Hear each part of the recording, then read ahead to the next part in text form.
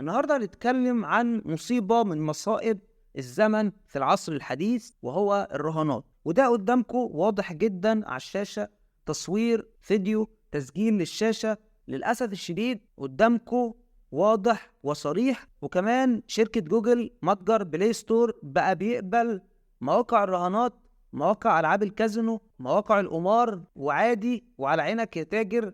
مع ان الحوار ده ممنوع، مع ان الحوار ده غير مصرح بيه، غير مسموح، بس عادي بقى بيتقبل، وكله في الزبادي خلاط.